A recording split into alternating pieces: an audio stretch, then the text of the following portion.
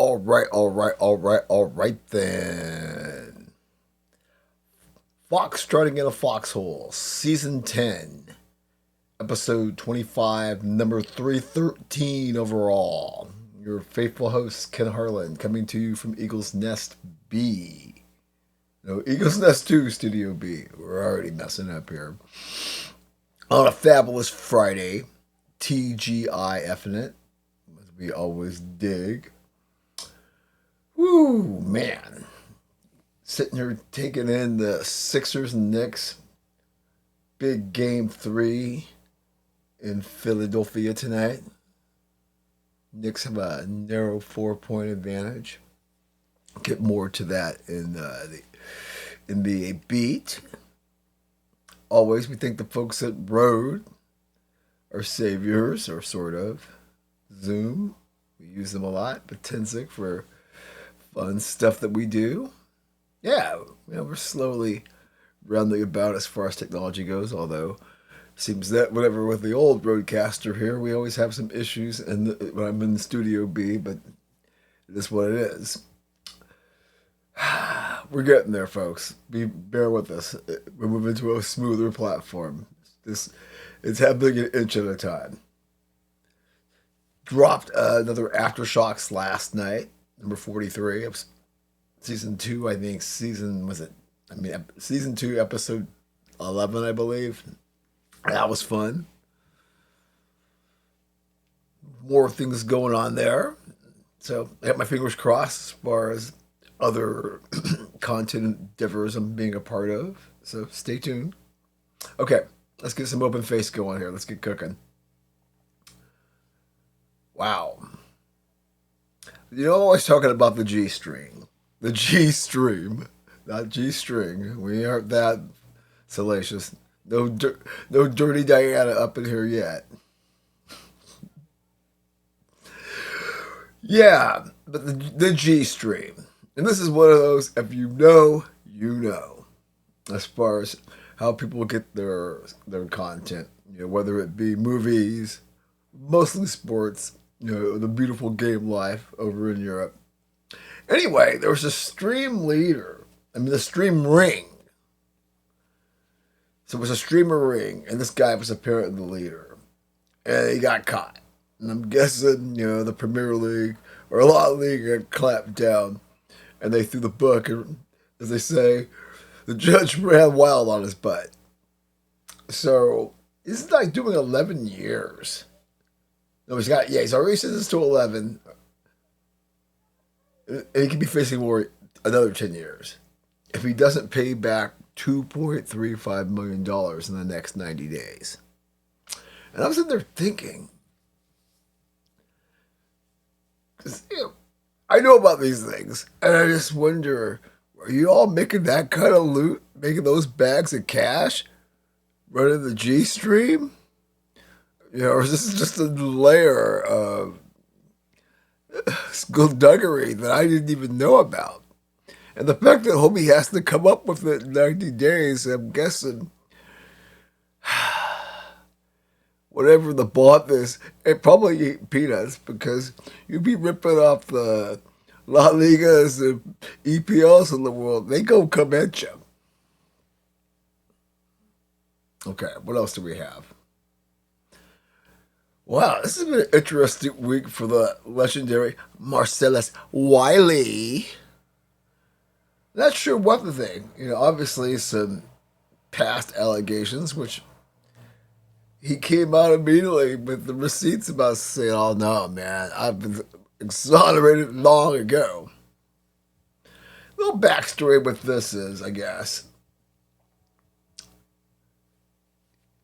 it comes to the Rossini Vrabes story, which is, as far as sports gossip goes, is probably going to be with us for a while.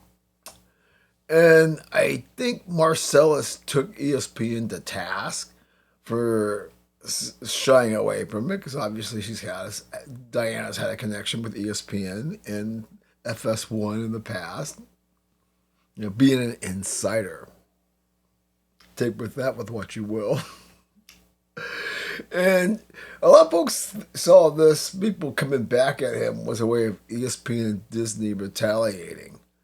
And if that's the case, we'll deal with that later in the show. But we may just hold back on that one until we have all the facts. The one thing I do know, Marcellus clapped back, and that story died quicker than. Let me think. If you remember the show Ball 4, based on that Jim Bouton's adaptation of his great book, that was what, 4 episodes? This was shorter than that in terms of how long that was a story. So good for Marcellus. Oh, and a little more lighthearted. It is actually kind of funny. There have been times when I've made a little fun of Vanessa. But I like that Vanessa kind of comfortable in her role as, being the guardian of the late Kobe Bean Bryant's legend, mystique, all that stuff. But everybody's always trying to say, she's carrying somebody's mystery child, or she's getting, it on with somebody. And she finally kind of clapped back. I guess she got an X and just said, how many times am I going to be going to the altar, and how many babies am I going to have? And I'm just like, good for you, Vanessa. Gotta let people know you're going to talk. Man, shut the F up until I tell you it comes from my mouth. Otherwise, keep your name out of my mouth and all your stupid rumors. Good for you, Vanessa Bryant. Speaking of Rabes and Rossini, you gotta give the TNT crew, I think I said this yesterday, props. Their whole Cancun, when it was time for Boston to go home, that they were on there. And I thought, oh, good grief, finally. I mean, it's one of those things that everybody's talking about everywhere else but the mainstream, and I understand that. There's a lot of delicate avenues to cross in this particular story. The higher up you go, it does make you wonder, though. Do we have to rethink insider culture for men and women both, as far as where the boundaries are that need to be drawn? Because obviously, this is another one of these things that more often than not, knock that scab off, and there's probably some ugly, ugly things that can still come out, not just with them, but with others. And it makes you wonder. And that may not be about getting the freaky deaky. It may be getting perks. Who the hell knows? We'll see where this all lands as time moves forward. And when it comes to the sports media, because we always talk about the sports media in this segment of the podcast, for those of you who are just tuning in. Oh, God, talk about fatigue. When I spoke about this last night in Aftershocks, I was talking about the certain band of individuals who are like the Cuban rebels, right? They're in the mountains of Cuba in the fall of '58. That's built that way when it comes to these beefs, and how you have all of these little silos almost. And they're all trying to build their brand. What do they call it? COE, content over everything. And you're seeing so much of this. And you find it myself, obviously I'm a small fry. I talk about it because it gives me plenty of things too, but this is more of a cynical, like going, yeah, we kind of see what you guys are up to. And instead of it being a beef, it's more of a minstrel show. I mean, you can come at me all you want for saying something like that, but am I lying? I mean, come on, man. It's just so silly. I mean, right when I sit there and look at Stephen A. Smith, because Skip Bayless was on there this morning, and somebody asked me, "Did you watch it?" I'm like, I kind of wanted to, and then I thought, Stephen A. Smith is so exhausting. I can't even do 2 seconds with him right now. I can't. But him and Whitlock, it's just like that, it's like the beef to just keep us rotating on the spit. Mm-mm-mm-mm. I mean, and I guess in the midst of all of this, I guess ESPN has decided, or Stephen A. Smith, or who the hell ever, that Uncle Shay Shay, Shannon Sharp, will not be returning to First Fake. I had to think that after all that shit went down, pardon my language, he was going to be way too radioactive.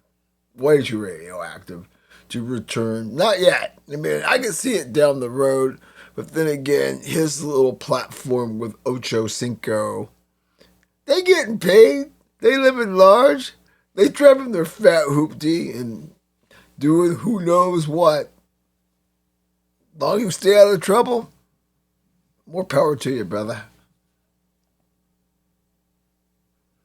I mean, I think it's also time for Fox Sports, and that's Fox Sports and Fox Sports 1, but especially Fox Sports 1, to throw a Hail Mary. It's not that Colin and First Things First aren't good shows, but it's just like those two stuck in the middle, and I don't know how Colin does up against McAfee. I mean, nobody's watching Barstool Sports. I think people, I don't know. I mean, people watch the facility. I just think it got so annoying after you had Skip and Shannon for so long, and even that could be annoying. You would actually tune into that because, like I've said, and I know there's many people out there who are in the rowboat with me. Stephen A. is that's above my pay grade as far as having to listen to that guy. I mean, you couldn't even pay me to listen to him for more than 5 or 10 minutes. Every now and then I'll tune into his podcast when he's talking a little trash, but he's always insulting people and claiming he's got the virtue of others. And I just, anyways, stay on the tracks, kid. F that guy. But yes, FS1, you need to throw a Hail Mary and create some more compelling television. I hear like Peter Schrager might be taking over the 2 o'clock hour with that half an hour before PTI. With that one woman, the most worthless half an hour. I'll give you this. I'm sure FS1 has gotten a spike there in the last hour of First Things First, and it's probably hurting Tony and Mike, even though Tony and Mike still is probably ESPN's highest rated show from what they say, if you can believe what they say about the ratings. Mm. And of course, since we're talking about beefs, how about this one? I don't know how manufactured it is when it comes to Barkley and Draymond. This thing kind of dribbling out where Draymond trying to be funny, taking a jab, and the internet coming back, and everyone in the sports media really. It's like, yeah, you got rings, but are you really trying to stack your career up with Barkley when you've been riding with Clay and obviously Chef Andre Iguodala? An incredible supporting cast. It's definitely one of those British petroleums, if you know what I mean. Mm-hmm. Yeah. I manufactured beef, but whatever. If it helps their brands, obviously this is what the jocks do. I mean, right? That's another stratosphere for most of us mere mortals out here trying to create content. So you can't really bitch and moan about it, but it just gets to be really exhausting. And this is where we get athlete fatigue in the pod spear. Uh-huh. Okay, lighten up here in the way out. Oh, GameStop? The mercurial great GameStop? Trying to acquire eBay and basically build a platform that says, yo, Amazon, game on? Interesting, isn't that? Lastly, the Prim effect no longer with us. You know what I'm talking about? As they say, if you know, you know. State line, California, Nevada, on your way to Vegas, before you get to Terrible, where you used to have Buffalo Bills, Prim Valley Resorts, and I can't think of the other one, all shuttering. Well, 2 of them are shuttered already. The last one, I think, Prim Valley Resorts, July 4th. Even the apartments that had people that were house people, you're told, yo, pack your shit up and get the hell out of Dodge. Yeah. I mean, I'm sure a lot of things have changed as far when I lived out in Vegas or in LA. When you make that road trip out to Vegas to get your gambling party or whatever it is you do back then, at least. But it's interesting how just people have pointed out lots of things. Cars have better, entertainment in the car. You're not thinking about it the way you want to get to Vegas. But it's interesting how you used to have concerts, big roller coaster, all that stuff out there at Prim State Line, and it all dried up. I mean, I know folks that would make the long treks to go to the outlet stores and things like that out there. I mean, they had actually had some high end stuff out there. I do remember that even. Anyway, the Prim effect no longer with us. And they went by to the desk, curious to see what they do with that property because they're gonna have to do something. All right, folks, we are out of the chute. When we come back, we'll take the high view above campus. See you in a second.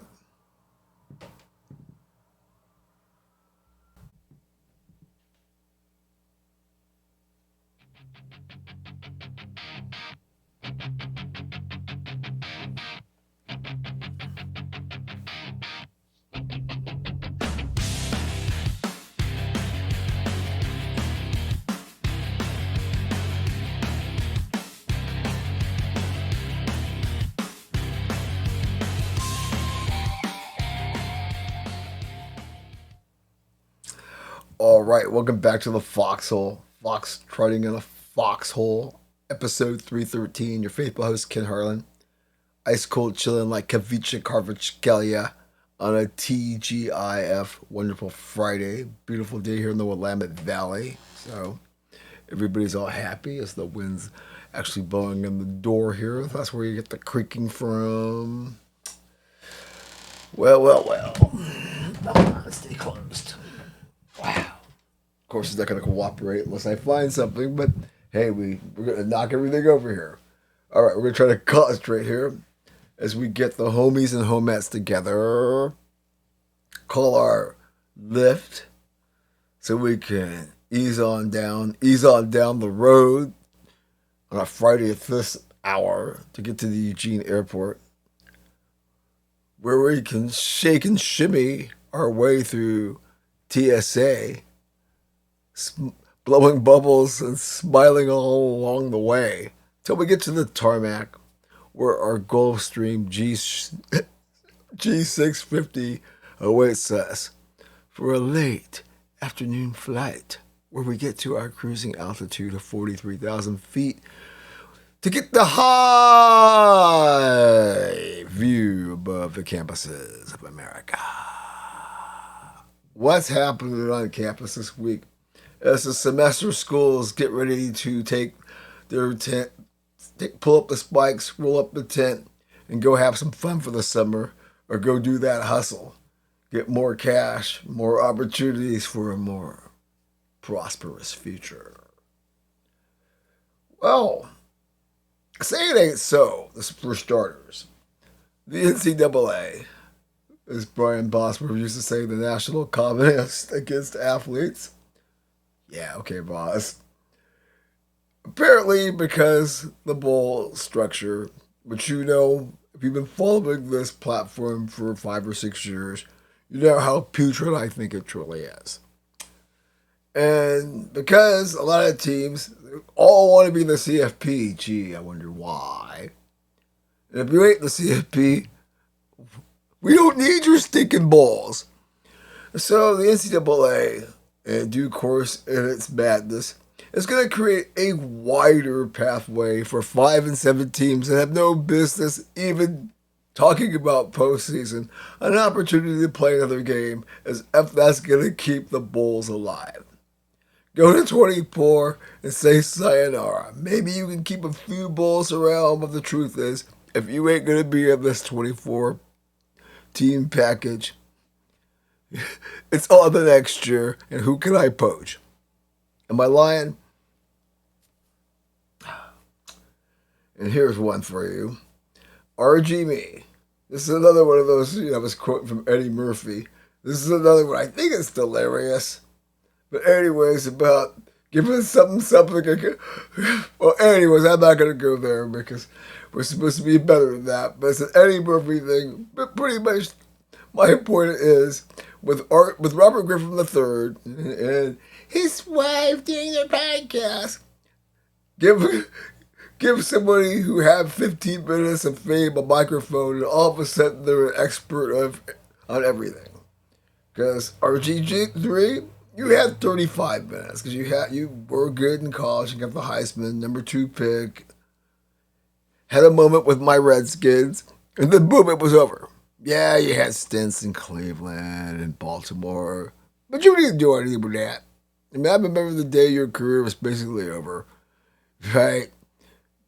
Pierre Garcon dropped that bomb, then you got hurt. After that, and Jay Gruden was like, nah, man, we rolling with Kirk Cousins. You've never been the same. But some fool gave you a microphone, and now you feel you got to come on everything. And okay, I'll give you this because you were bona fide at Baylor. But he thinks with all these big media rights deals to come, he feels that college athletes should get 50% of the revenue. Oh, really?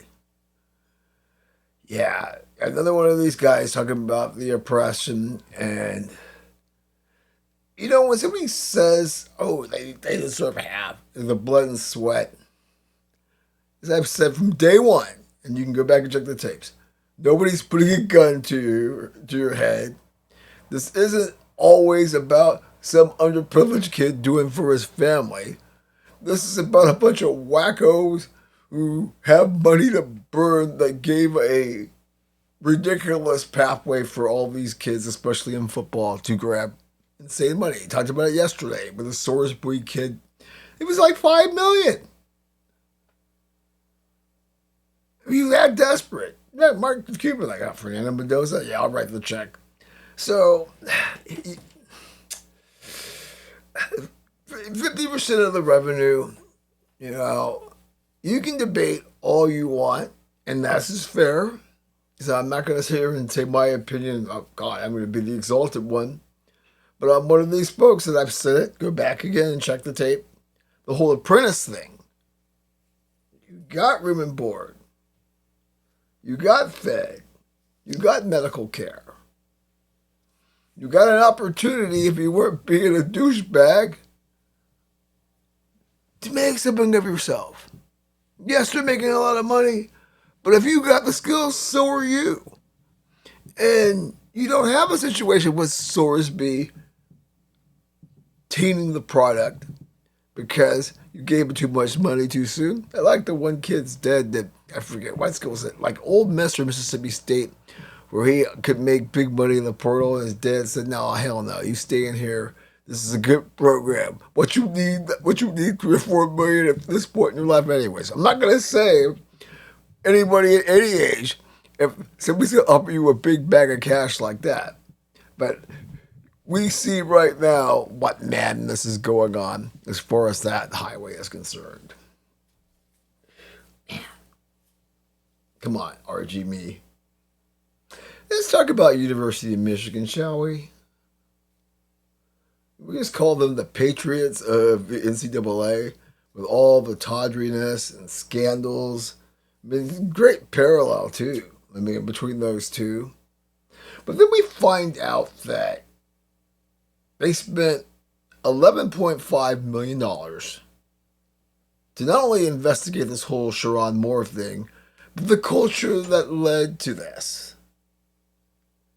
We're at $11.5 million. Now I know Michigan has a ridiculous endowment, money going all over the place, as that's one of the bigger R1 institutes. We totally understand that. But $11.5 million. I mean, I don't want to hear about any staff getting cut at that school, classified or not.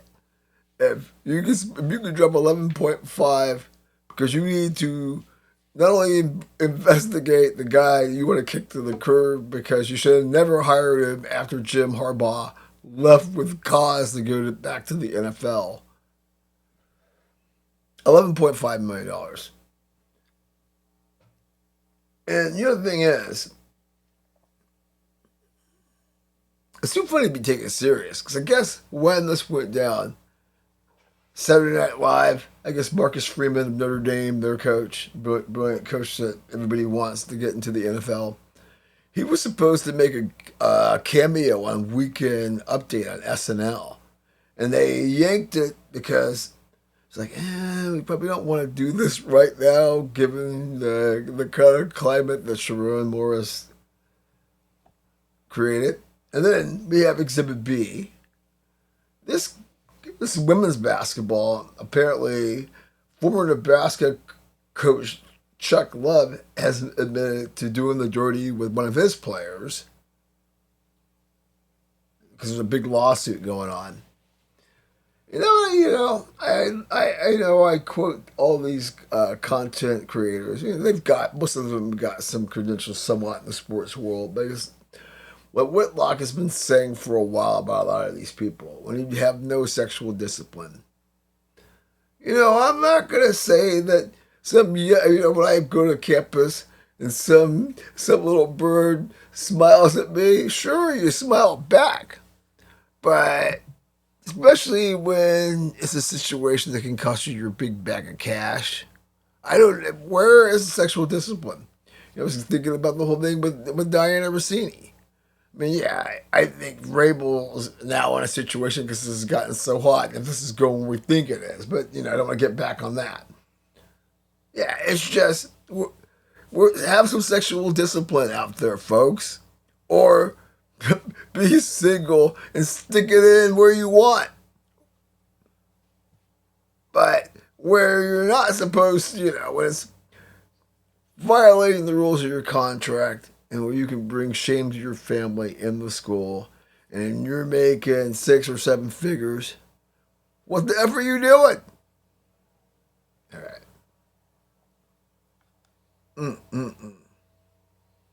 How about this one? Darren Peterson. Yeah, Darren Peterson, projected to be in the top 3 draft picks. Kansas had issues where a lot of people thought he was load managing and protecting his future. But now he says all the exhaustion from taking too much creatine, ooh, really now, Darren, is why he was having issues this particular year. I don't know if I buy that. I still agree with what Frank Isola said on PTI, sitting in for Tony, talking to Wilbon. And yeah, I do think teams are going to be scared. But gee, was he going to fall to 5 or 4, if not 1 or 2? I'm sure somebody will be scared, but I don't think that's going to deter anybody. Unless, there are some serious issues there, but nah. This is just something that we have to live with. Nice try, kid. I don't think anybody's buying that one. Speaking of the bowls, how about the CW eyeing the Holiday Bowl?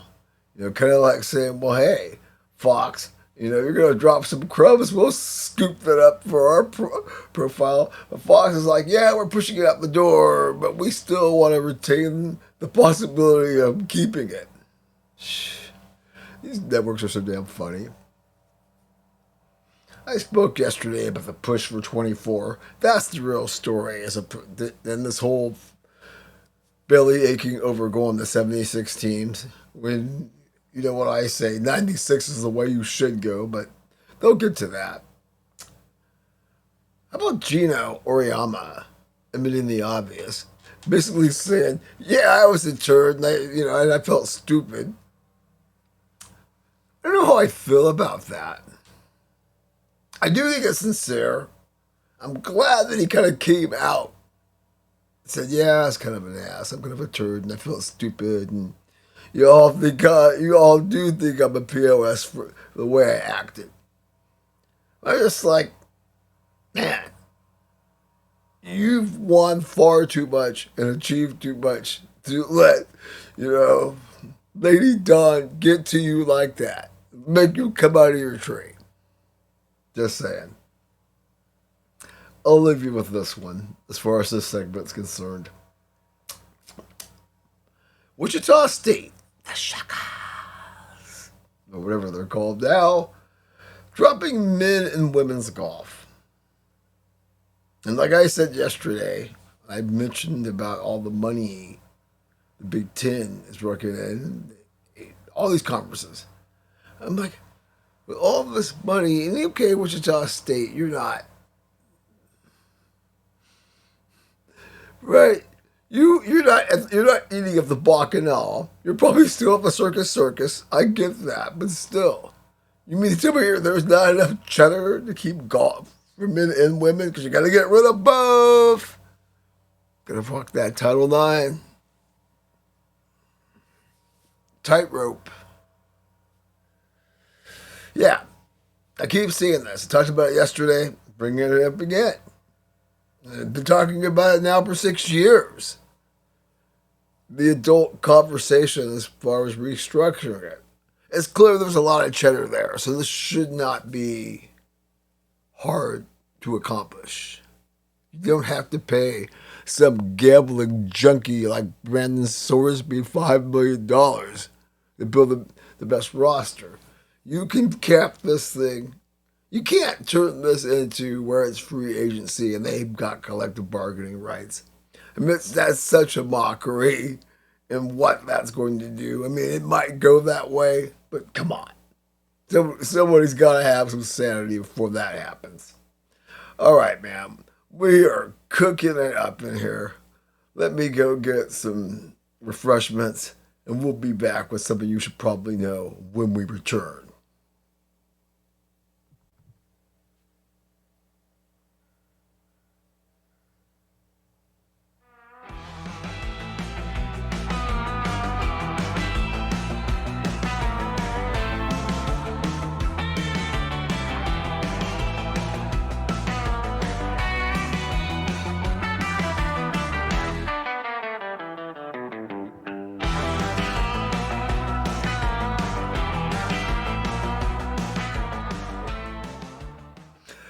Aye, aye, aye, aye. Welcome back to the Foxhole. Your faithful host, Kid Harlan here. Ice cold chillin' like Kavicha Karvashkalia. The Knicks are up by 7 with 7 and change in the third quarter. Yeah. Series when the Knicks are up 2-0, looking to stick the dagger in the 76ers' heart. More on that in the next segment, though. Start off. One of our favorite segments of the Foxtrotting and the Foxhole podcast. Hold on here. Wet my whistle here a little bit. Just coughing a lot this week. Allergies are coming in. The whole grass thing I was telling you about yesterday. Okay. So, one of our favorite segments.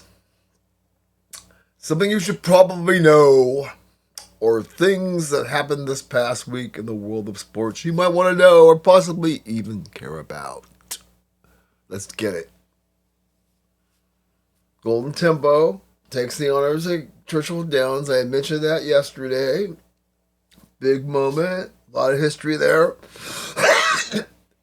And, we won't belabor this too much because we touched on it in Aftershocks 43. But it's just a shame about the Triple Crown. And it's a fixable problem. I think sensible people have pitched suggestions throughout this decade, especially with folks bypassing it, not having enough time. Actually wanted to be humane to, their investment. All makes sense. Okay. It's too bad, though. Does take the sting out of that next race. We'll watch, but in a sport where there's not as many eyeballs as back when I was growing up, they had the Secretariats and Seattle Slews and on and on.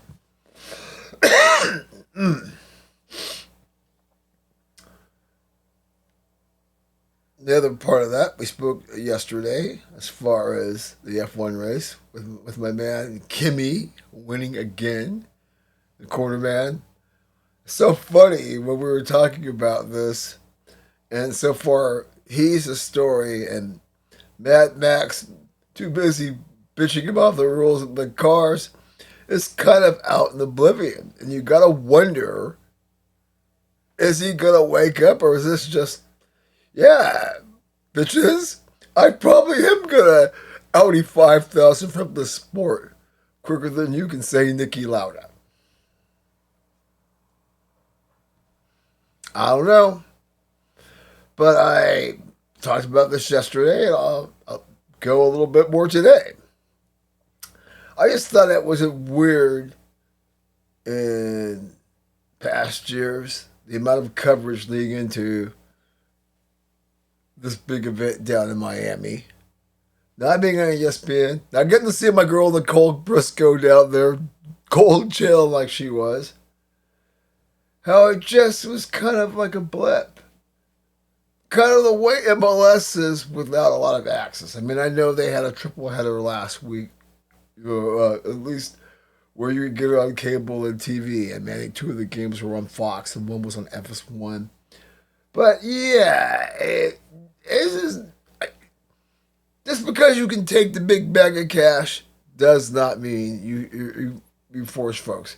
You get somebody who's an avid race fan like the corner man, basically saying FYMF to you guys as far as Apple goes. I know a lot of people did that in MLS, and I've pointed that out ad nauseum. But it always bears pointing out. Fuck the fans, they'll fuck you back. Garber in the soccer thing, and I'm sure the powers that be will be like, yeah, maybe that wasn't a great idea. Time will tell. But right now, when I see a race in our hemisphere, after a shutdown because of this ongoing conflict in Iran and the lack of buzz following the Kentucky Derby didn't have any buzz. Yeah, okay. Anyways, move on. Chase Elliott, who I'm always making fun of, giving me the two-finger salute, taking the honors down in Texas. That's right, people. 23-11 with Michael Jordan. They don't win every race. Ow. See, people trying to call up here during the broadcast. What the hell are they thinking? No, we're not that important. But yeah, anyways, that's probably a good segue. But props to Mr. Elliott. Love that we're getting all sorts of different winners on the circuit. Something that the corner man also said look forward to seeing because of given the amount of talented drivers on that circuit right now. So, yeah. Speaking of, you think about F1, this is sometimes you just want to, I'm not an advocate for violence, but you know, when you want to just B-slap somebody, I always B-slap whoever at ESPN.com, especially in the racing, in the racing tab, that thought it was news to say, this apparently happened months ago, that Lewis Hamilton, going to a Broadway show with Kimmy K. And why you thought that was news? Because, yeah, once again, why people do they business, right? OPB. But on the other hand, and so what? Right? I mean, when it comes to pass-through, I just excuse myself from the conversation. But come on, ESPN.com. Okay. Let's talk a little golf. How about Cam Young? I mean, didn't he self-assess a penalty to himself? And he still beat Scotty by like 6 strokes at the Blue Monster, which we got to play a little bit of the Blue Monster. Because every now and then, when we're thinking about it, that PS3, ancient PS3 that's still alive, we're still playing Tiger 14.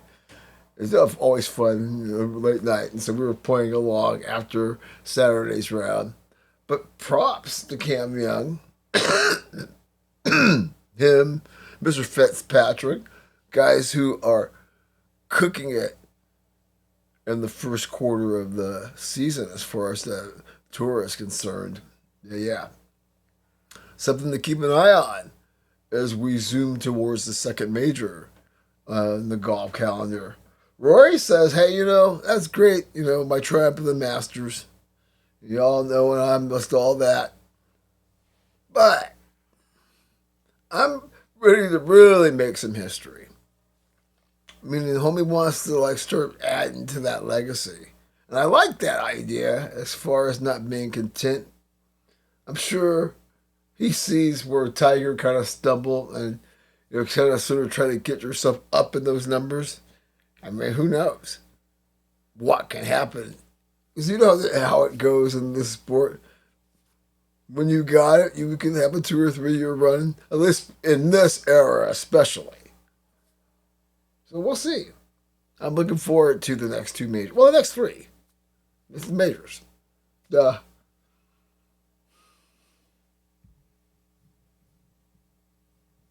The tennis joker.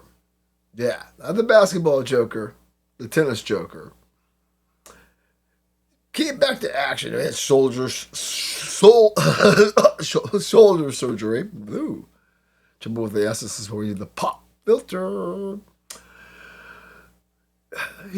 Came back to court and feels he's not in tip-top shape. And that's not good because Roland Garros, the French Open on clay, is coming up here pretty quick. So if you think he's going to get that next elusive major before retiring, it's probably not going to be this time at Roland Garros. How about this one? I bet you didn't have this on your 2026 scorecard. Johnny Football. Yeah, that Johnny Football, Johnny Manziel. The latest to think he can step in the boxing ring. Yeah. I mean, I don't even know how to freaking address that one. You do you, Johnny. Man, there's a couple of people that have been banned for, what do they call those? Well, basically, when you avoid showing up for your test. Because you do that. And not showing up for your scheduled test. But I think it's funny how the one lady, I think she won a bronze in the pole vault for Canada. I think her name was Alicia Newman. She's just okay, so I can't compete. Well, hell, I'm hot enough. And she's got herself a Victoria's Secret audition. Like I said, you want to be on the catwalk or you want to compete?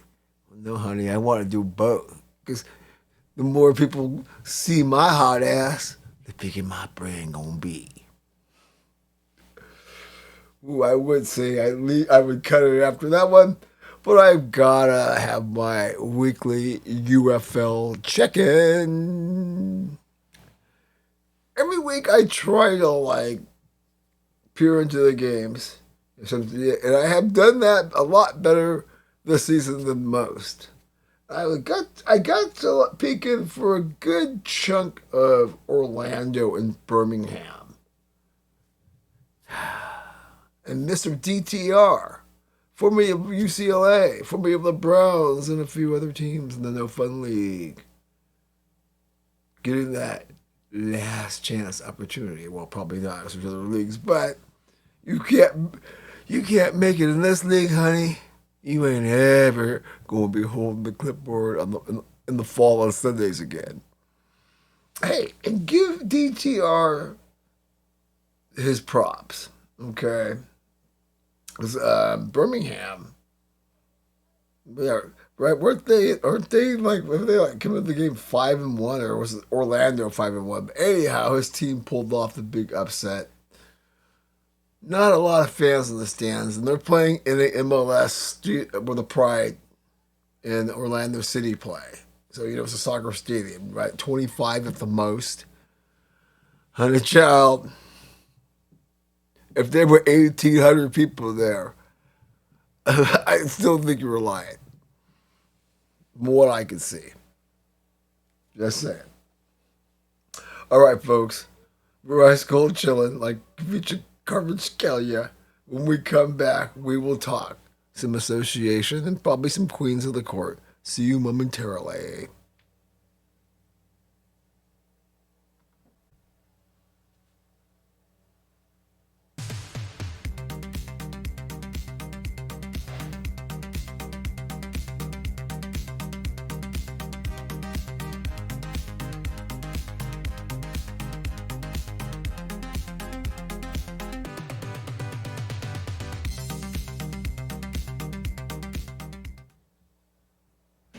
Alrighty, welcome back to the Foxhole, Foxtrotting in the Foxhole, episode 313. Your faithful host, Ken Harlan, coming to you on a fabulous Friday from Eagles Nest 2, Studio B. Knicks holding on to a 76-70 lead, 4 and a little change in the third stanza. So let's talk about these playoffs, shall we? It's kind of crazy where we are. When I think about the Pistons rallying from 24 to even that series with Orlando and eventually sending Orlando home. I talked yesterday about the Bean Eaters, and I'll talk about them again in a minute. Remember all that tough stuff Embiid was saying for Sixer fans? Well, it ain't gonna matter about them selling their tickets, to Knicks fans. Y'all don't find a way to win this damn game. Y'all through. It's just funny that we get to talk about that. It was crazy. I still can't get over the Celtics blowing a 3-1 lead. I spoke yesterday about Mr. Brown totally browning it. And up in the Pistons, also coming back for a 3-1 lead. It really kind of bossing the Cavs. With the Cavs, you know what I think as far as they're concerned. Adding James Harden into that mix. And then we'll see what happens there if they can get back in the series. Right now, I do think one thing I do have to say before I move on from this, I'd be remiss. I was going to talk about it yesterday, but there was so much to deal with. Trying to just get that episode out the door with the new workflow that we're trying out. I had fun. But Angel Reese getting trolled hard by Pistons fans when they knocked the Magic out. I guess her ex plays for the Magic and her current man plays for the Detroit, or it's the other way around. Yeah, anyhow, Pistons fans were chanting or calling her out, and I'm sitting there thinking, y'all think you're trolling her, but shit, you idiots are helping her build her brand even more. Like, because knowing that whack and roll, she's probably like, see, I told you I'm more important than Caitlin Clark. I told you they're always thinking about me. You just can't make this shit up. I'm not saying that's how yeah, I'm pretty sure that's how she sees it, but I'm just thinking, in this world where you're that obnoxious, this isn't even being a villain. This is just like, homegirl, we clouded you. I mean, the whole thing of having a connection or dating guys with both teams. And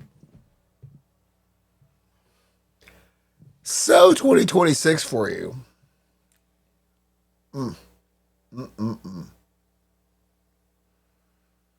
Lakers. I talked in depth about the Rockets yesterday. Lakers, they're down 2-0, crying like a bunch of little bitches, two-ball bitches, about the refs, when it's clear, without Luka, and even with Luka, it would be a tall drink. Y'all ain't good enough. It's okay. I'm a Laker fan. I don't even have a denial acceptance or denial anger and acceptance when it comes to this particular Lakers squad. LeBron's doing what he can, but without Luka and Austin Reeves deep in the cooler, and I ain't talking about that bar over there on Martin Luther King Way.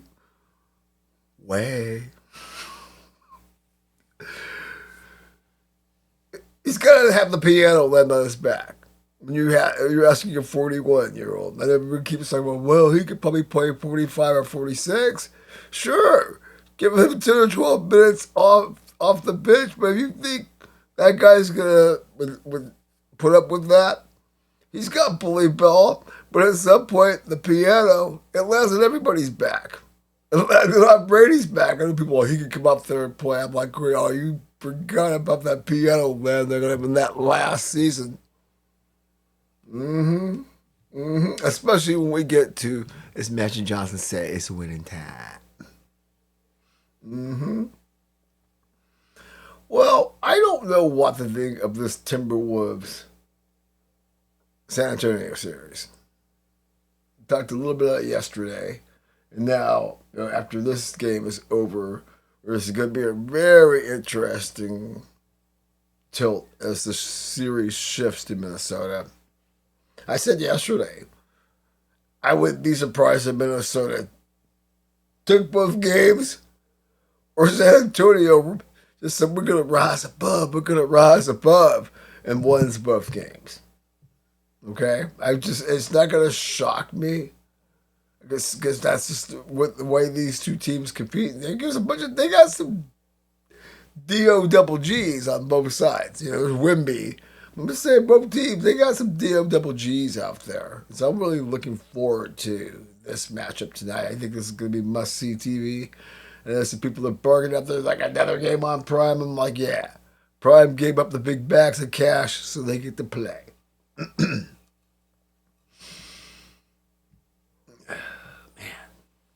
Where are we at here? Yeah, I know, man. I think about going kind of circling back to the Lakers and just seeing them whine. But not about Oklahoma City. They don't got Williams. And whatever, when you think about how Sam Presti, Dagnall, with the analytics, they know how to get the calls. And there's a lot of that element to today's game as far as knowing the angles and coming up with the ticky-tack content. I mean, I can sit here and be one of these old school guys, well, I like blah, blah, blah. No, it's not necessarily the bully ball days of the Charles Oakleys and, the Knicks. All that ugly basketball, the bad boy Pistons of like 80s and 90s, the clotheslining and all that kind of stuff. No, that wasn't good either. The truth is, the slog we have now in that rough and tumble era, somewhere in between is where we probably want it. We need a little spice, but we don't need stone cold thuggery like we had back in the day. I know you don't want to hear that, boomers, but come on. Okay, where are we going here? All right, let's shift gears. When I watch Fearless and he has that, as a WNBA he turns, and I'm going to copy him, but this is always what I feel like when I get to enter the Queen's Court. And, yeah. No shortage of storylines here. I don't even know what to think anymore. The Caitlin Clark disciples. They're getting called out even by the league today. I was watching the Ben Daniel podcast, where he calls a spade a spade. That's what he says. I meant it, but I love it when he was suggesting last week about Indiana that Indiana should make a trade to get Cameron Brink. I said, come on, bro. That happens, the league would disintegrate. There's so much hate going on right now in terms of the straight whites. Yeah, there's, the cultural wars is one thing, but that's even getting drowned out. The Caitlin Clark army, content creators, keyboard warriors, whatever you want. the insanity that's going on with anything Coach Stephanie White does or the organization. And damn it, it's a conspiracy against Caitlin Clark. Damn it, making her play off the ball. You're trying to ruin her career because you don't want her to be successful because this should be a lesbian league. And you sit there and hear this stuff daily, and I don't know what to blame. I'm just curious, and it helps me with my content. Yeah, I'm a sports junkie, so I try to follow, where the pulse is. But I'm telling you, this group of keyboard warriors, content creators, with their devotion to Caitlin Clark, it's pretty amazing. It far exceeded what I used to joke about her being the Ivory Queen. But I'm just sort of like, dude, she's like, these motherfuckers want to make her the institution. And the fact that nobody will get out of the way to make that happen, and that anything that's not placating her, yeah, you're against the Queen. You can't make this shit up, man. I mean, it's just the insanity she brings. And she's probably sitting there laughing, or who knows? Maybe she feeds off of it. All I know is homegirl need to win a ring. I'm gonna sit there and look at you folks that are a cult with disdain until that happens. Because there are people making the argument, hey man, the people were actually better without her. I know your Caitlynites don't want to hear that. Somewhere the truth lies in between there too. And then when we talk about League with an Agenda, my girl, HVL, also known as Haley Van Lith, getting ran out of Chicago. Internet didn't like that because they saw that as, oh, you tried to run another straight white out of the league, are ya? Luckily, I didn't think that'd be that she would get picked up. Unlike Kaiser Ray, she wants to be a Centerfold model to play basketball. I'm like, Haley, someone's going to pick up on Haley. Haley's got a legitimate game, and Haley's got a brand. Like, the league's not going to let her sit for long. And, she hit the cooler hills for, I guess a day, two. But she's going to Connecticut, who will be reconstituted as Houston Comet 2.0. So good for my girl HVL finding a place to land with Connecticut. Yeah, I knew she won't be out the league long. Some people are like saying, well, she's out of the league. Maybe she can join the Cavenders in WWE. I'm like, nah, man. She was a pup from the Mamba Academy, man. She ain't going down like that. All right, man. When we come back, we'll go pitch side, talk about an interesting week in the beautiful game life. Be back momentarily, y'all.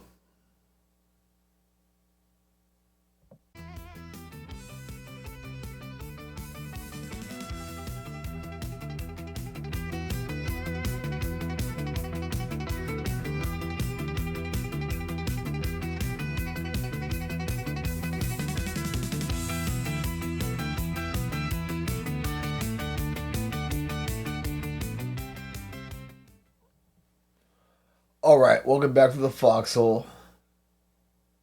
Making the donuts. Making the pasta. Mixing the drinks. Working in the dispo. Freaky, fabulous Friday for you all. Let's get it on. Beautiful game life. The World Cup really down our necks. The whole controversy with Mexico, right? Pulling their players out of camp. Some of them, but obviously with the big match, the CONCACAF Champions Cup and the nonsense there. It's real, folks. It's here. And so that encapsulates so many things. And obviously, one of the big things that is on everyone's mind right now, them dollars. We've been already talking about this long, long ago. How this experience won't going to be cheap. And the sticker shock, that's real too. Which prompted Gianni Infantino, head honcho, FIFA, just said, I don't know what you mofos are talking about. You people spend ridiculous prices to go see Georgia play Florida, or Georgia play Miami, or Georgia, Alabama, or Ohio State, Oregon. Don't even get me started with the NFL, child. You pay ridiculous money to go see Taylor Swift when she's on tour, but yet you want to crack the World Cup's frame because we go get paid too. British Petroleum is what Gianni says. And you know what? I gotta agree. I don't think gouging for the World Cup is right, but hey, what can I tell you, man? I'm still living in the old age, where entertainment should not cost that much to be properly, because people are so infatuated with having an experience or having a moment.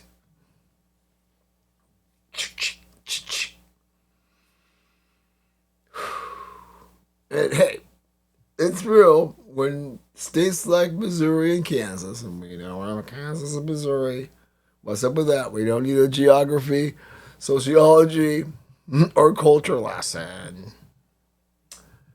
Yeah, this is where we are in 2026, where Missouri and Kansas both are passing laws, and I think this only really applies to the World Cup window, where bars can stay open 23 hours during the World Cup to accommodate everyone. I'm just like, yeah. During the World Cup, you can get that drink 23 hours a day. Make that one make sense for me. It'd be one thing to let people stay up, when the games are somewhere else playing at weird hours, but I'm like, okay. Oh, well, these people may be insomnia and jet lag, so we're going to keep the bar. No, man. We know how you drunks are. We're just going to use this excuse to generate some revenue. Oh, it's beyond shameless. 23 hours, people. Okay, let's get down to the wiggity wiggity. I've kind of already broken down the ramifications of what happened in a big Champions League semifinal in CONCACAF. It's had a moment in this still, even beyond yesterday. Obviously, PSG and Arsenal supporters all taking jabs at each other, all trying to get that psychological edge of why their club will prevail on May 30th. And it's going to be great theater. We know, the EPL and their bias and what they would love to see Arsenal, and let's face it, when it comes to what's piped in this country, it has a lot of influence. And, all these narratives are going to be creative. This guy, PSG Int, basically says it's going to be the most nauseating month if you're a PSG fan, which I am as well as he is. Obviously with the name PSG Int. That said, yeah, it's fun. I definitely think Bayern, I spoke about this yesterday, with Mr. Company, gotta be in a little 2-ball B as far as whining, but I get it. This was a very close tie by two of the biggest clubs in the world, excuse me. And so, yeah, they have those calls, which, as Tony Soprano says, I'd be singing the blues if it had been those calls had gone against me, and I've been on the other end, as all of us PSG fans have. So I feel them when it comes to how admirable this two-way fixture was. It was great football, and this is what you want when you truly say the beautiful game. And Arsenal and Athletic. Arsenal did what they did. I said this yesterday. Really marveling at some of the scenes checking out the clips as far as how pumped folks at the Emirates were. So yeah. Not people not happy that pretty much PSG gets to rotate their players because they got a little bit of a cushion in the Farmers League. Is where Arsenal's gonna have to fight for their life to be able to preserve their chance to win the treble. Cry me a river and give me that really tiny violin as far as that one is concerned. Flip side in CONCACAF, I'll save my take for that. For what I feel about MLS for a closer look. I think I got a few things I gotta get off my chest and where it'll be more suited there. Props to Toluca. Props to the Igris. You all brought it. And there's a reason why. But we'll talk about that in the closer look. So we'll skip that one for a minute. Over in Europe last week, of note, City's title hopes took a massive hit with that draw with Everton. It was like Monday. It's cool that the Spurs have, for now, they're out of the drop zone. Hopefully they can survive. I know my man, Mr. Ian Shaw, chilling in Burdett, California. Big smile on his face. Actually posted on social media. It's good to see that. Yeah, definitely think that would be a tragedy to see them have to go down the Leicester City route. Man. Good. I mean, yeah, it's crazy, isn't it? Inter Milan win the Scudetto for the 21st time. Quietly. They were in the Champions League final. Inter's been handling their business. It's just Serie A isn't quite what it once was. It's not. Talked yesterday about all those memes that have Kylian Mbappe and the Kim Il-jung get up. You know, there's all kinds of chaos and mayhem in Madrid right now. We spoke a little bit yesterday about the brawl. One of the homie guys had to go to the hospital. And now there's a petition, an online petition, which apparently has been signed by 40 million people about telling the board to get in PayPal equals Mbappe's jinxed ass out of the club. 40 million. I don't know if that's true, but oh my. Can I do it? Can I do it? See, as a PSG fan, you know, that's how I roll. Ale. How they used to troll us about taking their king. You know what I'm going to do. I know you don't like, I can't sing, but this is one of these times where I'm just going to do it for a little bit. The Order of Death, Public Image Limited. This is what you want. This is what you get. This is what you want. This is what you get. This is what you want. This is what you get. Yeah, I remember all you bitches trolling us and then losing your minds the times he played with y'all and stayed with us. Meanwhile, creating havoc at our club. Now you know, because he used to make us taste ass. Now you all know what it's like to taste his ass. And it ain't good, is it? I know that's disgusting. But yes,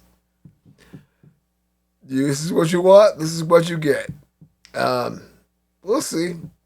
I agree with a lot of the commentators. He needs a very strong World Cup to sort of redeem his wrecked image. Because, you know, he's got one. Two will negate his lack of success in Champions League and the fact that since he got to Madrid, they won. Dick. I know, we being a little bad here, so we gotta clean the language up here. I know, because we have like important people listening to this at some point. But yeah, we gotta get that out there. It got a little harshness, as you know, being a PSG fan when it comes to Mbappe and seeing them go through this misery. It's so delicious. So we don't need to be vulgar, though. Okay. Over in MLS. Isn't that crazy? Orlando City rallying from 3 down to stun Inter Miami? And Inter Miami winless in 4 matches at their new crib? What the hell's up with that?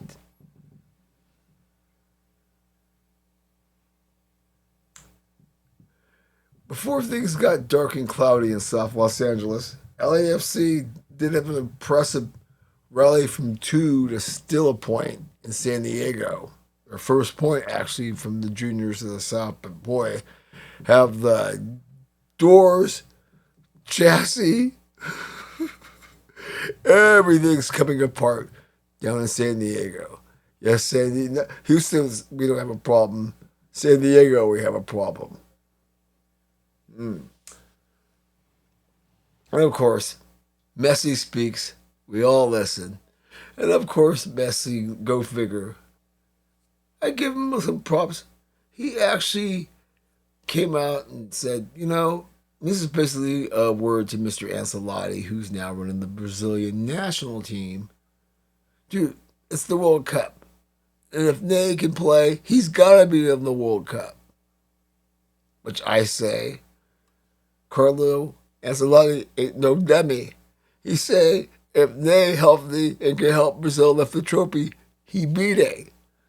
But as we know, they can't stay on the pitch for more than 38 minutes at a time.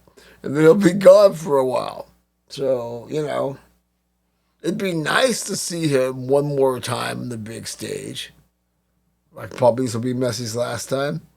But I think if you're Brazil and you have serious aspirations of knocking the Frances and the other big boys of the world off, it's probably not going to happen.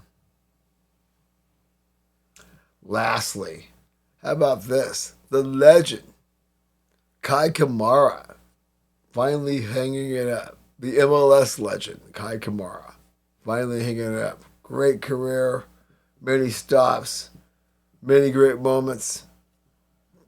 Scored a key goal late in his career to help LAFC win its first U.S. Open Cup. Last trophy they won, by the way. More on that in a minute. But yeah, Kai, you enjoy yourself an adult beverage of your choice. Enjoy a nice stroll out in the sun with your peeps. Quite a ride you've had. All right, folks, that's what happened in Pitchside. When we return, we will do a little Nightfall of Diamonds.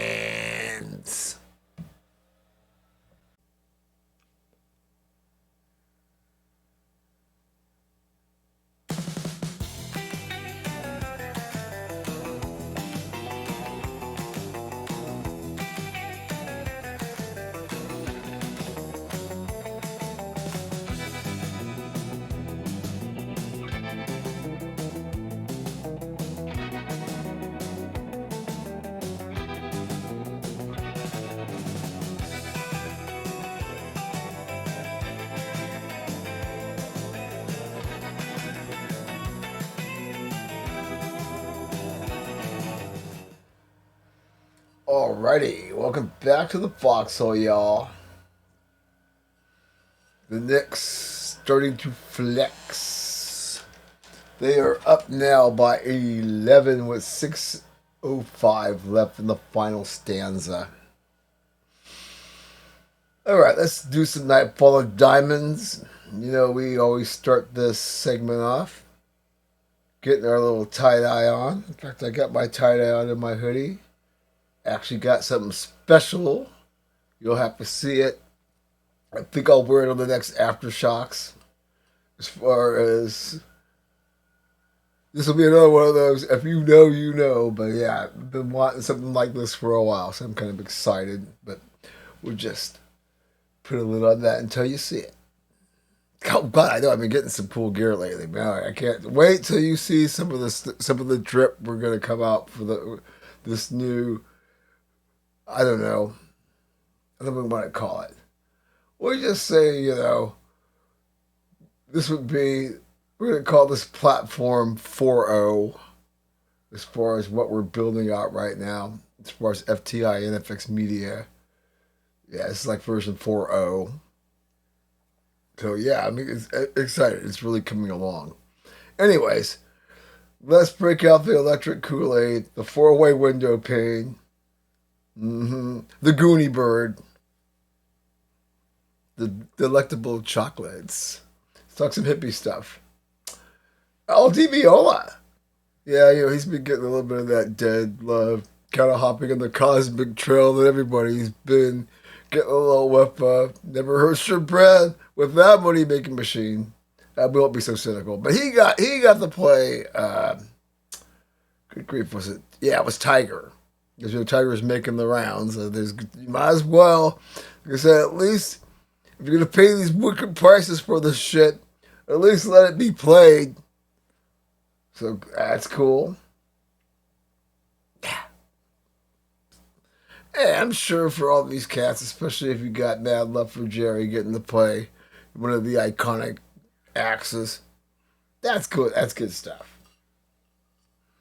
Now, on the more wild side, man, Summer Camp Festival, I never got together. I'm not a big festy guy in that regard, but this has been a big thing. I used to remember watching it on the streams, like right in the early days of streaming, iClips and shit like that. Pardon my language. Basically, it's just like Memorial Day weekend. 2 weeks before, or 3 weeks before, or 2 weeks is, this is the third week now. Basically, said, no soup for you, no festival.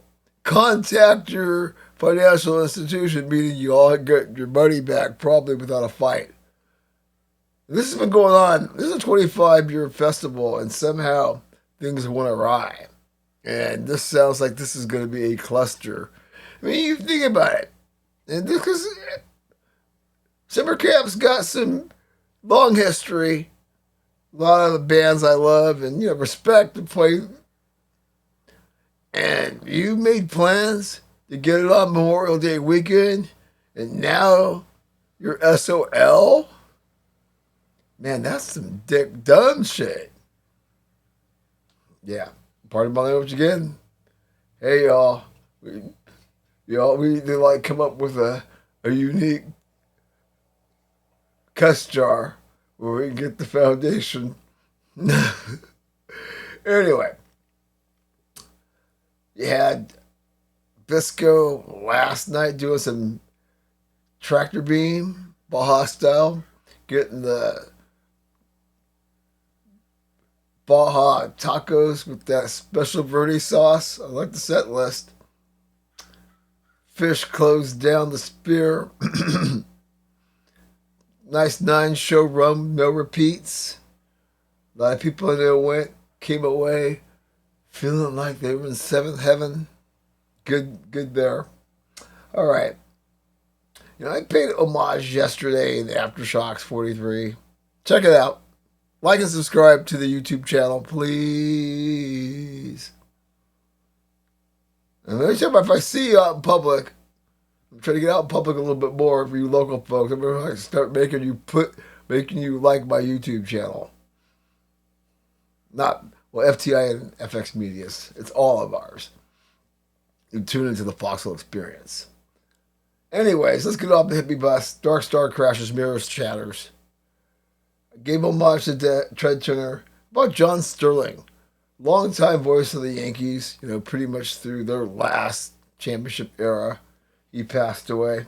Condolences go out to his family, and obviously the last great Yankee faithfuls that were able to appreciate the Yankees being what they once was as opposed to what they is now. Okay, let's take a quick look here. I haven't done this in a hot moment, or maybe I have, but I always have to do this. Who's hot and who's not? Let me set this up here. I'm going to figure this out. It'll be a lot easier in the new platform. Dang. Speaking of the Pinstripes, 8-2 in their last 10. We like that. The Rays really cooking at the Trop. They're like what, 14-4 at home, 11-8 away. They've won 7 in a row and 9 out of their last 10. Just cooking it. The Braves 7-3. Oh, that's right, the Cubbies. Wilbon's out there walking around with that BDE because the Cubs, they've won 9 of their last 10. Looking good. But hey, the Redbirds right there, 3.5 games back. They're 8-2 in their last 10. Looking good. Over in the West, everybody's kind of treading water. Dodgers still lead the Padres by 1, but Dodgers have been 500 and the Padres 4-6. And everybody else just outright sucks. We're looking at you, Buster Posey. 2-8 in your last 10. The Reds 1-9 in their last 10. You ain't getting it done. The Angels right where they shouldn't be, but they is. Yeah, nobody else is really taking that bet. Although I am keeping an eye on the Rangers, 3-7 in their last 10. Now they're 300, but in that really bad AL West, they're only 2 games out. Okay, that's who's hot and who's not. Other news, Mr. Scooble, 3 months, I guess elbow surgery, is it? Get well, bro. Folks in Motown need you. This is one that, this bullet point here that I'm about to talk about, their head scratcher. Sacramento, where the Athletics currently reside, definitely going through a rehabilitation of its image as things in year 2 are going a lot better up in Sutter. Speaking of the future AL West, they are on top, the only team over 500, and 8 at home, 11-10 away, 5-5 in their last 10. All good. However, this is where the crazy comes, for me at least. They want to expand Sutter Park because they hope that this experience will get them an MLB club. Well, based on how you effed up the whole thing with MLS, with the Republic, do you really think, even if the next 2 years go smoothly, the MLB, too many cities that got more game, and that's not a knock, because I'm from the Central Valley, on the 916, but British Petroleum. Ooh, boy. Okay. I'm wondering about this as many others who actually get paid to talk about MLB. Is Shohei doing too much, and are we seeing Travis Hunter on another level? And the question is, I think so. I always thought that when he was in Anaheim, I always wondered how that was gonna go when he was a Dodger. You know, once he overcame all the injuries and whatnot. Yeah, I really think the Dodgers have to be careful here. I mean, clearly, I think there is room for him to do both in spaces. But full-time, so we can get a Cy Young, nah, man. It's got to be one or the other. And I think his bat is lethal, and having him pitch like last year in spot appearances, y'all want to ring that way, don't deviate from what works. The Savannah Bananas drawing 102K at Kyle Field, where Texas A&M plays. Okay, it's a college town. Texas, I get that. You mean to tell me y'all ain't got nothing better to do? Where 102,000 of you came to see baseball's version of the Harlem Globetrotters? Really, y'all? I don't get it, but to each his own. If that's what makes you smile and keeps you from being a you know what, more power to you. Oh, you gotta tell you, I'm always really loving these clubs and their food game and how that's really elevating. And when it comes to certain teams, and given the Seattle Mariners their flowers, and once again coming up with So for the big unit, Randy Johnson, he was number 51. They had a 51-inch hot dog. A 51-inch dog. I'm not even going that part there, but I don't know how much it costs, but okay. 51-inch dog. You go, Mariners. Good grief. All right, here. Let's go to our Zamboni so we can take a quick ride around the ice rink of life. Let's go look at the playoff bracket, shall we? See what's going on here. Who's trying to get a hold of me now? Well, okay. Where are we?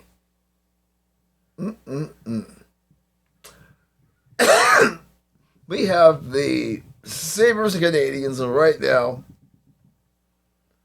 that series is about to be tied as the Canadians lead the Sabres at home 5-1. That series is about to be tied. In the other series, in the semis in the East, Hurricanes with a commanding 3-0 lead over the Flyers. The Hurricanes are on fire. What have they won? 6 or 7 in a row now in the playoffs. Something crazy like that. Colorado, the Avs, doing Avs kind of things, leading the Wild 2-0, kind of extinguishing their fire. And the Ducks and Knights, 1-1. That's going to be a hell of a series. Hell yeah. So, NHL playoffs really crackling along. And of course, once again, we're going to talk about some viewership. The NHL, the latest to come out with some ridiculous numbers, saying their viewership went up 70% this year. And this is when you know the books are being cooked. I'm not saying people aren't enjoying their hockey because there is a large contingent of folks who love it, but 70%, I'm British Petroleum on that as well. All right, folks. We're rocking and rolling. When we come back, we'll do a closer look where it's probably going to be spicy. We may need to refill before we get to that. But we'll see you momentarily.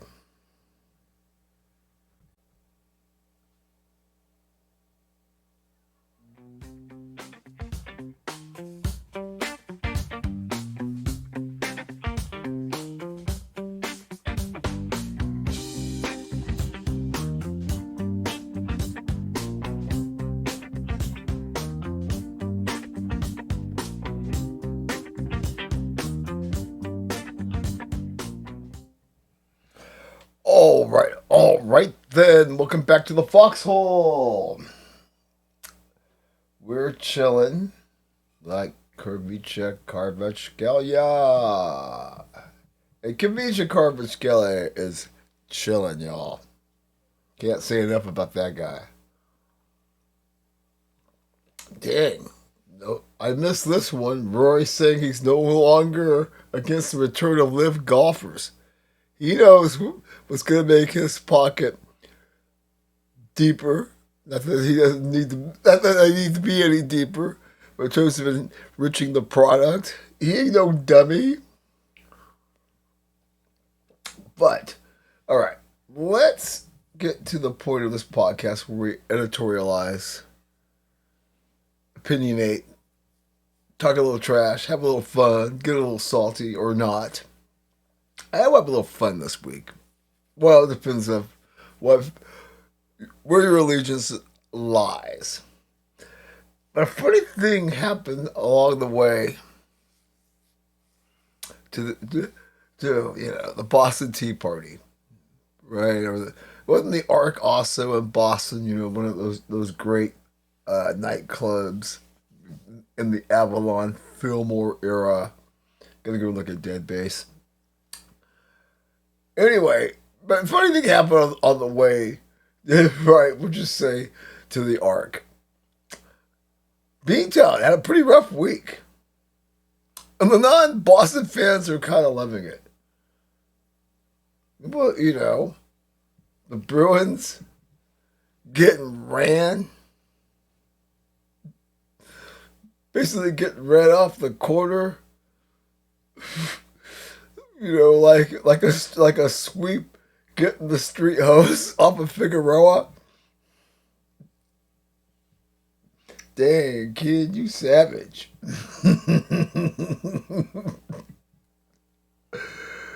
The Red Sox, 9.5 games behind their arch rival Pinstripers. And then the whole thing with Braves and Rossini making the Patriots one more degree of unlikable. Not to mention the Celtics blowing a 3-1 lead to a team other than the Lakers has been their bitch for most playoff karma. Yeah. And if you're not from Boston and you don't like the Boston sports vibe, you're probably sitting there like a pig in slop, just like giggling away. Me, myself, I try to be a little bit balanced. I mean, obviously, being a Laker fan, you know my thing with the Celtics and any Laker fan. And I think being a baseball fan as well, and knowing the endless amounts of pablum we've heard about the Red Sox. Don't even get us started when it comes to the Patriots. I've never had a problem with the Bruins. I've always found hardcore Bruins fans, obviously on much higher level, like Kings fans, right? And that hockey's that way, and the same with the beautiful game life. There's just, fans, it cuts differently. So I've never really had a problem with Bruins fans, to tell you the truth. But the other three, and the Rebs, come on, man. Come on, man. Come on, man. But I think it's just so funny that it's just... And L.A., New York, obviously Chicago's definitely got way more misery than it's probably wanted. But it's funny when cities go through this. But of course, when Boston's running on top, you see my man Donnie D. You got a Donnie Burger named after you? I mean, all the other, glitter eye of Massachusetts, when the teams in Beantown are riding high. But boy, I tell you, when they have a rough patch, the folks that relish in this, boy, they do relish it. I'm just saying, man. But yeah, I'm sure, given the ownership, the pedigree of all those teams, there'll be better days in the future, and the rest of us will be the ones crying without the Virginia ham. Okay, let's get serious. Let's have some real talk about the MLS. And unfortunately, I know I sound like a broken record because I probably do this more than I need to. There's better commentary on the platforms that I get my inspiration from. Thank you all. We get through another round of CONCACAF Champions Cup. And it's going to be an all Liga MX final, as I said earlier. Hats off to Toluca and Tigres. But come on, MLS. Stop messing around. Right? Or get out of the way and let USL win. I mean, right, their championship is going to be called. I'm just... Yeah, there's excuses. I'm sure LAFC had to go play at 8,800 feet and fixture congestion. But I look at that roster and think, you think you're going to have global ambitions with that roster that you put out there. And you can yell at Mark Dos Santos all you want. But I look at a league where that the valuations are through the roof and we're still spending money like we're at the YSL. With all the stupid, complicated rules that you need an advanced degree from Caltech to understand how they truly work, at least for most of us normal people that don't want to get that deep into the friggin' details. Now, part of this is me being pissed off watching LAFC get prison sexed on a big stage. Once again, with a chance where they can achieve their glory, but I'm looking at this more of that roster they had. And I look at even Memphis. Not Memphis, Jesus. Nashville City. Nashville City. And because I'm not that in awe of Liga MX.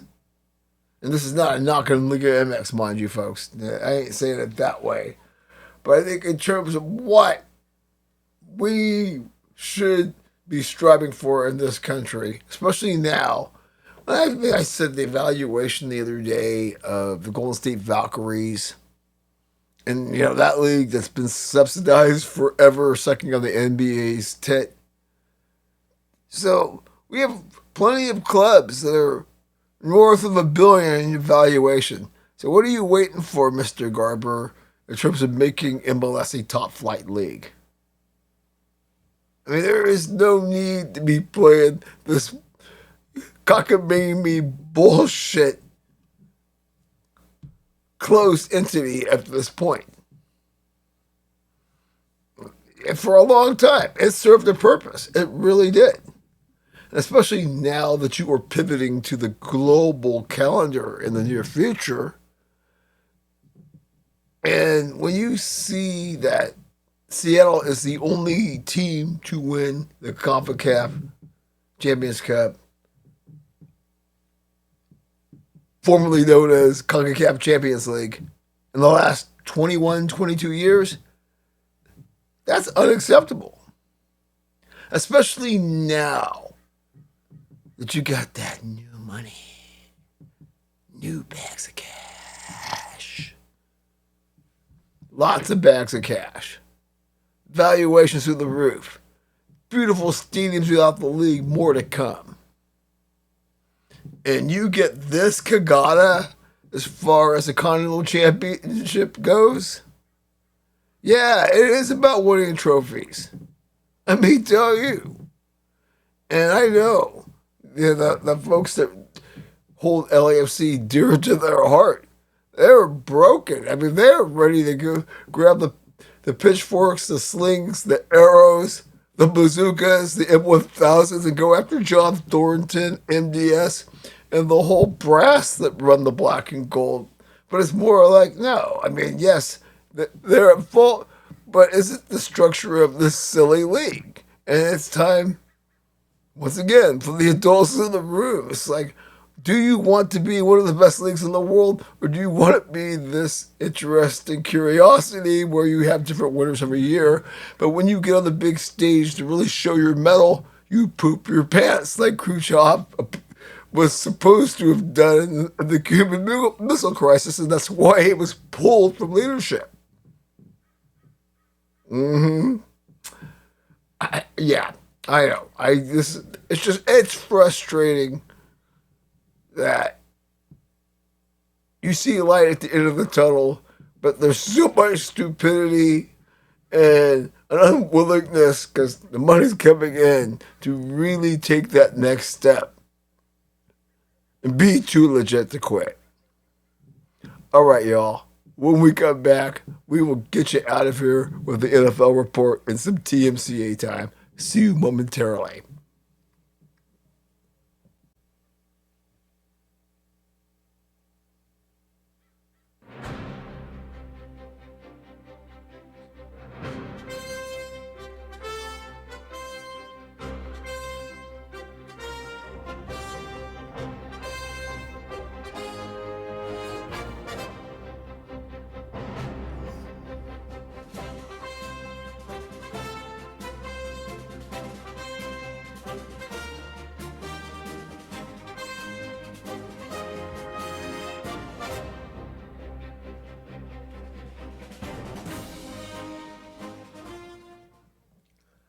All right, welcome back to the Foxhole.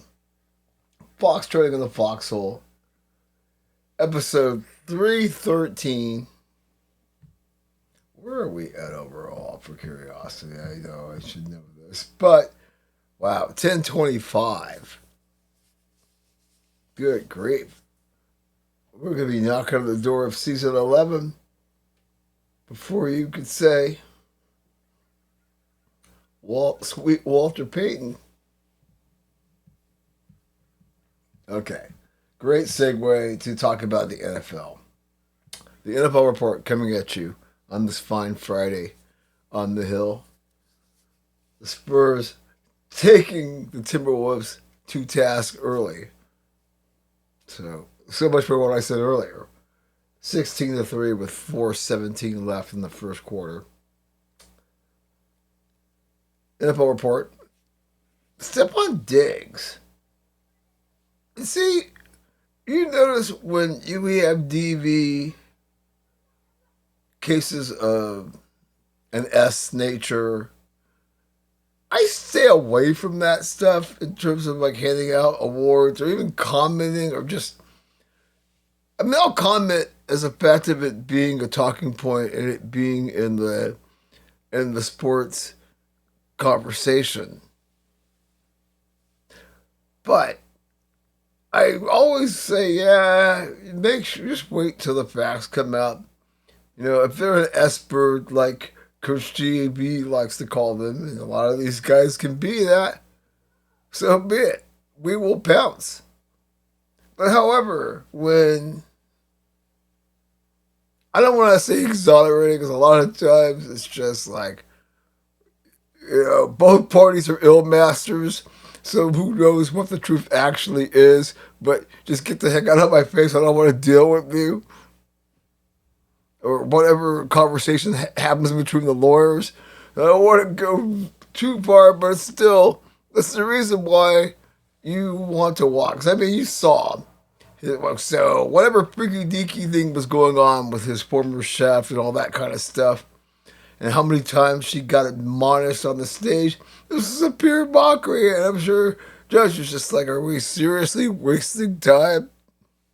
I could be at the bar knocking back a highball or two instead of dealing with this bull jive. The sports world, let it play out. If they're an S-bird, they're an S-bird. Next point. NFL and the refs agree to a new 7-year CBA. Should I be happy? Well, as I said before, is there really going to be a difference if a bunch of scabs come in and they suck as bad as the current? I would like to think in this new CBA, it's mandated to sort of improve the training and really crack down as far as quality goes. That's too much to ask, isn't it? I don't know if this is real talk, but you know how it is these days. But I found this little interesting tidbit that is circulating.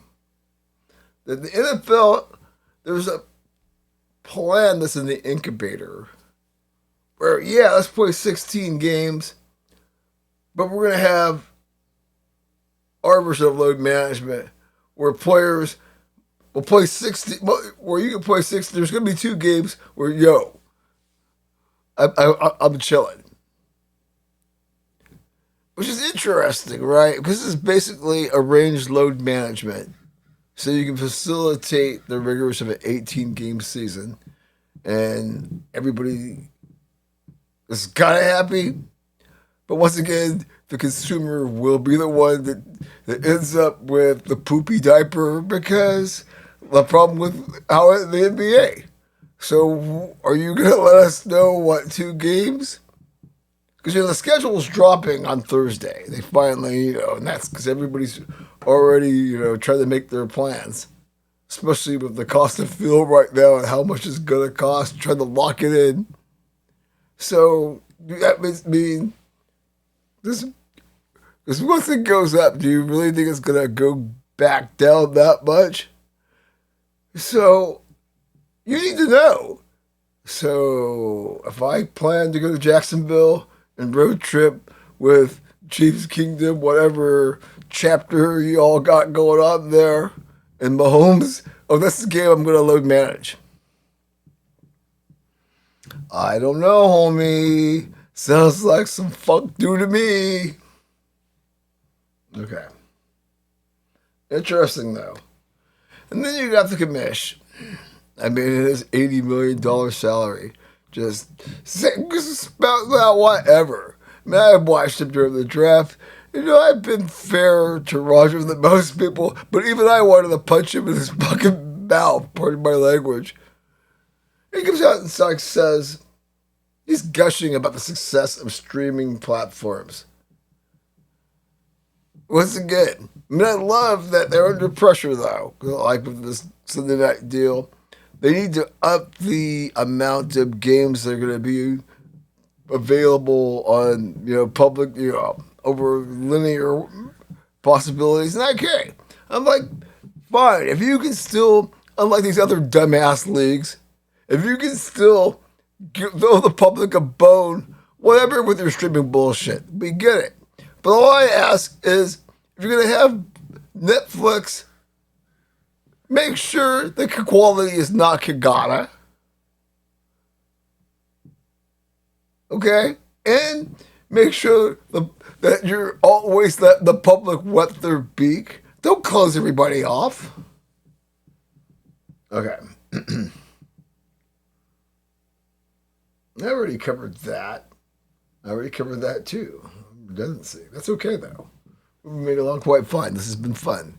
Last couple of doing content on back-to-back days. My hat's off to the folks who do this every day and do it live. Yeah. Where am I going here? Yeah, this whole thing with Brandon Ayuk. I see that Jawan Jennings signed with the Vikings, so that loose end is closed. But this thing with Ayuk, at some point, and I get it when it comes to people redefining what the bitter end is all about. I totally understand the Niners. Not like going, we're not going to make it easy. We put in that big money and whatever's going on, though, whoever wins, I don't know enough about this guy. I know that my Commanders are obviously his preferred destination, given his love affair with JD5. I'm just saying, you know what? Because I'm not going to take anything from some snap that TMZ or whoever got. But I hope you're busting your ass in the lab. Because otherwise, I don't know why my team would continue to have that man's name in their mouth.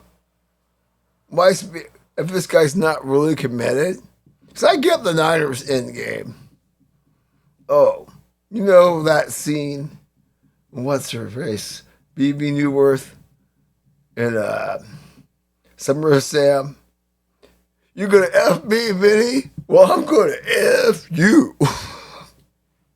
And that's pretty much what Kyle Shanahan and John Lynch are basically telling Brandon Ayuk. And so I don't blame them. They're just like, yeah, we're gonna squeeze the pain, quoting it to the last decimal point on this one, yo. Okay. And okay, this is what I don't know if this was a 2026 scorecard, but I'm always talking when it comes to the jocks and the pod spear. And they're always building their brand. But then again, whether it's, how many hoes I had 10 hoes. It's always this competitive thing. And now this whole thing about hoopers and ballers on each other's platforms arguing about, who's more skilled and what's more harder. And it's just so effing hilarious. You guys won the genetic lottery. There's components to all of these sports, and that's why you chose that path.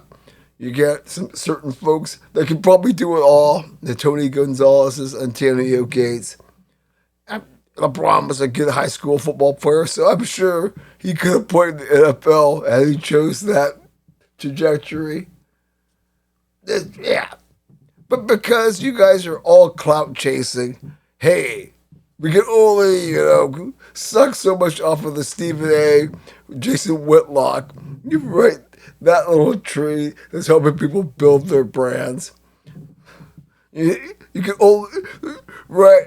There's only so many of you that can hop on the barge that's fueling the Caitlin Clark insanity. So now you come up with this kind of whackball stuff, trying to talk, that tough guy nonsense between the two sports, especially with hoops and football. Come on. But hey, it's cute to see. Along Insanity Highway. Yeah, Megan R.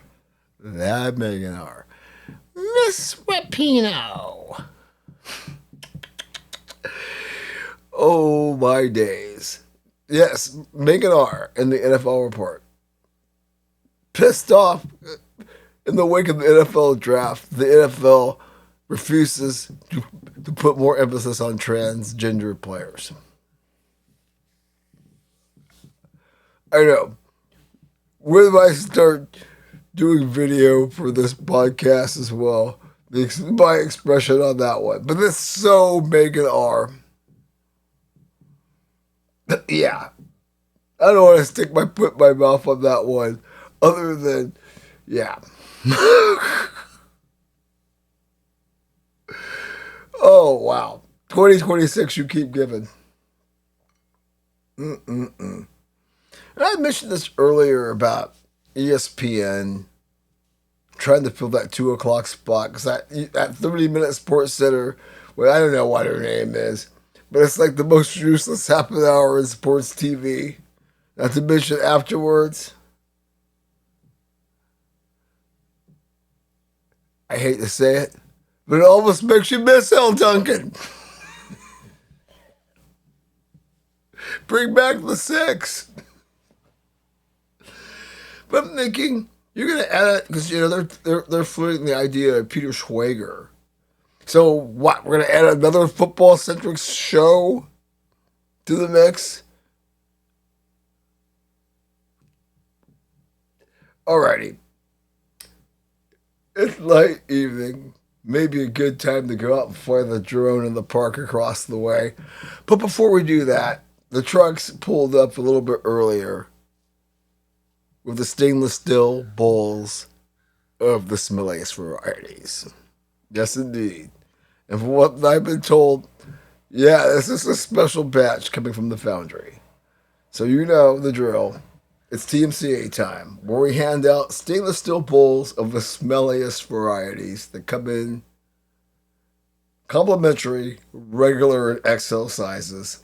Consult the wire, Tommy Cavalcante era to get the reference. For those of you who just tuned in. But yes, these awards are given out at the end of this podcast for A, those whose deeds of the week earned that distinction, or B, as we like to say, them being who they be. It is TMCA time in the Foxhole. Let's get it.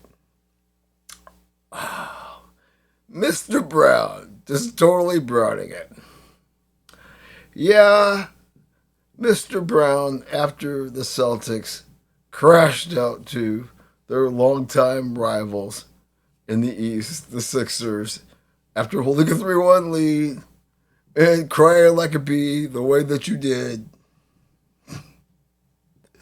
Come on, man. Like I said yesterday on Aftershocks, you could have waited a couple of weeks before that one. That's the worst look. Or I'll just give you an XL. It should be 2, but I'm in a nice mood today. I mean, after all, you all got way further than you probably should have, even though a lot of us thought you could be a dark horse to steal a ring in that Boston kind of way. You weren't worthy of it. Just slowly fade away. You'll have a chance to fight another day. Yeah, we'll just leave it at that.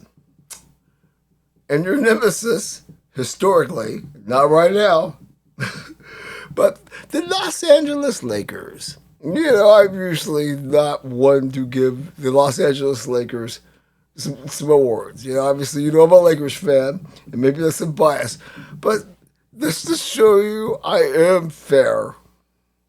And when it's deserving, the Los Angeles Lakers are going to get 3 XLs.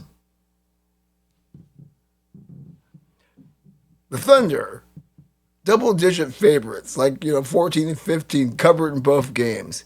And you're crying like a bunch of two-ball bees about the calls? How about Mr. Kennard and Austin Reeves, as Bubba Dub Jr. says, stop being trash?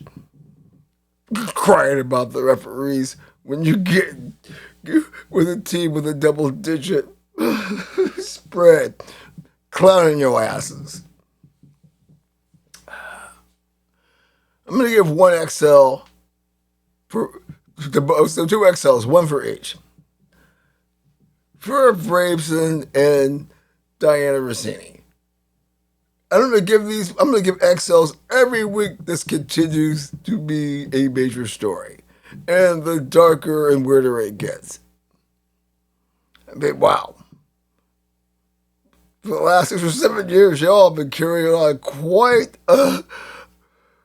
a thing. And if the stuff that we're conjuring up is even remotely true. Okay. So, I'm going to give, I don't have to give the 5 strip too often, but I'm going to give 5 XLs to this couple that knew Greg Biffle, his wife, and his family, after they died in the crash. Well, hell, they don't need this stuff, so you orchestrate a robbery. No, yeah, they don't need this stuff. And then you get caught. Gee whiz. Einstein. Oh, boy. Yeah. Rico Fermi. Oppenheimer. Right here, folks. Hedy Lamar. Okay, I gave Marcellus Wiley a lot of flowers for standing up to folks trying to come at him. But I'm going to give him a regular. He didn't deserve an XL for this one, but he deserves a regular. He's on his podcast talking about profitable women's sports, and he leaves out the NWSL. But I know you guys in this platform, you football-centric guys, whether you played the game or you have a connection, you all just do the whole flopping and the weird diva nature of soccer makes you folks dismiss it. But unfortunately, this stuff is way bigger than you. And the idea of you dismissing it, come on, man. You got Ivy League education. You better than that. However, I'm going to give ESPN, and I'll rescind this if it's proven otherwise, but they're going to get 3 XLs for trying to do the dirty on Wiley. Trying to put his stuff out in the wind like that. Shame on you, Disney Mouse. Okay. I'm going to give 2 XLs for the Hall of Shame and compliments all around. You Bayern fans throwing stuff on the pitch and crying like the stupid little wiener dog when mama goes into the store. Wow. You can say what you want about PSG fans calling us plastic, but in all of our humiliations, which you all relished, we never behaved like Vincent Company on the one hand, but you fans and throwing stuff on the pitch and then just crying. I mean, enough to write. To flood the Rhine. Good grief. Okay. And we're just going to go complimentaries all around. For all you Clarksists out there, and you know who you are, right? The Legion, whining over every millibyte of things that happen to Caitlin Clark that you don't approve of, we all need to be just kissing the ring when it comes to Caitlin Clark. Like I said earlier, she ain't won anything at any level yet. Well, yeah. You know what I'm talking about. So, now, whether or not your Oliver Stone level stuff is true, and there are definitely signs, it probably is. Y'all just need to chill. That's why it's only complimentary, so we're not gonna like give out the big guns there. But a couple of entries, but y'all just need to chill. I know the season tipped off tonight, and there's obviously a big deal tomorrow with, Paige Beckers and Caitlin Clark and Aaliyah Boston, blah, blah, blah. Anyways, y'all need to chill. Okay, we have reached the finish line. It has been a grind this week. Late getting Aftershocks out there. Please check that out. Like and subscribe to the YouTube channel. We can totally use the engagement. This weekend, playoff basketball. Plenty of beautiful game life as the European leagues get closer to the finish line. Oh, I forgot to mention heartbreak with Wrexham. No Premier League for you. Not that I'm making fun of that, but I didn't mention it. Anyways, stay safe. Definitely stay sane. You know what we feel about avoiding those bracelets at all costs. You never know when content will pop up, because we are really working on a lot of cool stuff up in this bee, as they say. So stay tuned. It's only getting better in the Foxhole. Keep it tight. Keep it real. We will see you soon.